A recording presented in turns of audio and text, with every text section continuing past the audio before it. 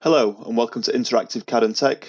Today, as part of my SolidWorks Common Question series, today I'm going to show you how to scale a part. So this little L bracket that I've got here, to give you an idea of the dimensions, just got to measure it. It's 200, the length's 200 mil by 50 by 50. So I'm going to show you how to scale up this part.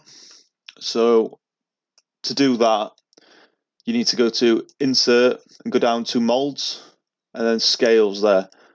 But if the scale feature's there, but if you ever can't find a feature, another handy tool is to go up to Search Commands. So if you go to this drop-down menu, click Commands, and if I type in Scale, and then there's a little I here, and it'll show the command location. So and then puts a big arrow to show you where it is. So I'm going to scale this part. So uniform scaling, I'm going to do it 2, and then I'm going to tick that. So now I've scaled this up twice as big. So just to show you that it works, I'm going to go to Evaluate, Measure, and now it's 400 by 100.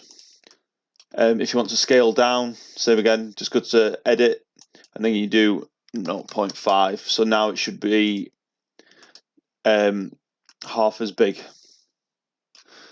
So if I go to Measure again, so now it's 100 by 25. I hope you found this video helpful. If you have, please subscribe to my channel, and thanks for watching.